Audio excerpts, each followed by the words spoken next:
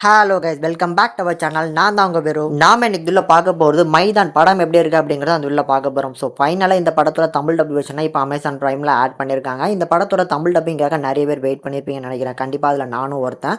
So படத்தோட தமிழ் டப்பிங்கும் நீட்டாக சூப்பராக பண்ணி கொடுத்துருக்காங்க. படம் வந்த அப்போவுமே ஒரு நிறைய பாசிட்டிவான ரிவ்யூஸ் தான் இந்த படத்துக்கு கிடச்சிது. ஸோ அதனால இந்த படத்துக்கு ஒரு ஹை லெவல் எக்ஸ்பெக்டேஷன் இருந்துச்சு. ஆனால் ஹிந்தியில் மட்டும் அவைலபிளாக இருந்தனால நிறைய பேர் பார்க்காம இருந்தாங்க. ஸோ அப்போ மிஸ் பண்ணிட்டோம்னு நினைக்கிற எல்லாருமே இப்போ ஒர்க்கு கண்டிப்பாக ட்ரை பண்ணி பாருங்க. ஒரு ஒர்த்தபுளான ஒரு வாட்சபிள் மூவி தான் நான் சொல்லுவேன்.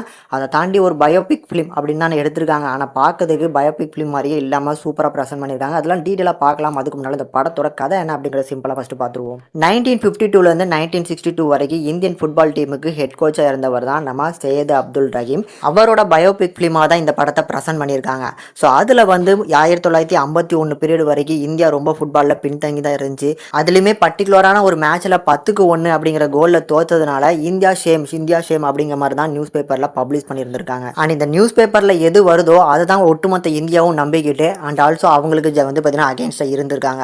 ஸோ இதெல்லாத்தையுமே தடுத்து நிறுத்தி ஏஷியன் கேம்ஸில் கடைசியாக எப்படி வந்து நம்ம சையத் அப்துல் ரஹீம் வந்து கோல்டு மெடல் வாங்குற அளவுக்கு டீமை ரெடி பண்ணாரு அப்படிங்கிறத டோட்டலாக எடுத்து சொல்லியிருக்க ஒரு படம் தான் இந்த மைதான். இந்த படத்தோட டோட்டல் டூரேஷன் 3 மணி நேரம். அந்த 3 மணி நேரத்தில் லாஸ்ட் 1 hour ஒரு பீக் ஹவர்னே சொல்லுவேன். அந்த அளவுக்கு டென்ஷன் பில்டிங் கிரியேட் பண்ணுற மாதிரி அந்த லாஸ்ட் 1 hour ப்ரெசென்ட் பண்ணியிருப்பாங்க. அதுக்காகவே கண்டிப்பாக ஒரு ட்ரை பண்ணி பார்க்கலாம். பேலன்ஸ் இருக்கிற அந்த மொதல் 2 மணி நேரம் எப்படி இருக்கும் அப்படின்னா ஒரு ஸ்லோ பேஸ் ட்ராமா தான்.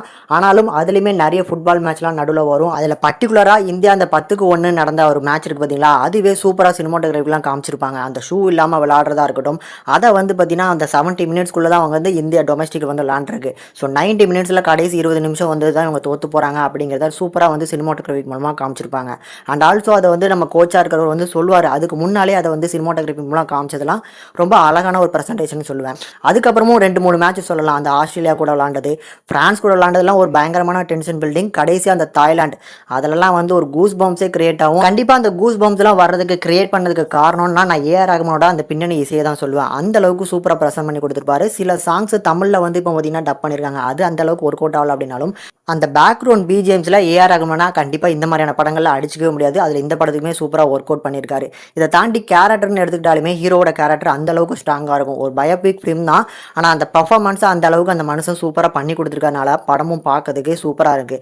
அவங்களுக்கு ஒய்ஃபாக வரவங்க கூட இருக்கிற அந்த பாண்டிங்குமே எனக்கு ரசிக்கிற மாதிரிலாம் இருந்துச்சு.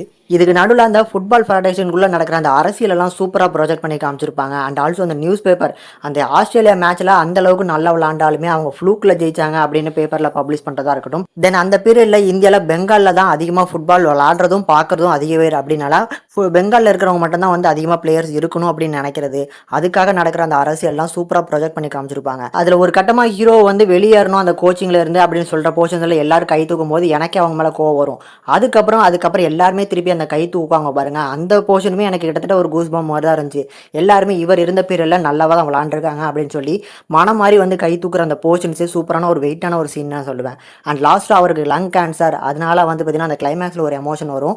அது நல்லா பர்ஃபெக்டாக ஒர்க் அவுட் ஆயிருந்துச்சு. அதில் நீங்கள் ஃபுட்பால் லவ்வராக இருந்தீங்க அப்படின்னா கண்டிப்பாக கிளைமேக்ஸில் அளவே செஞ்சுருவீங்க.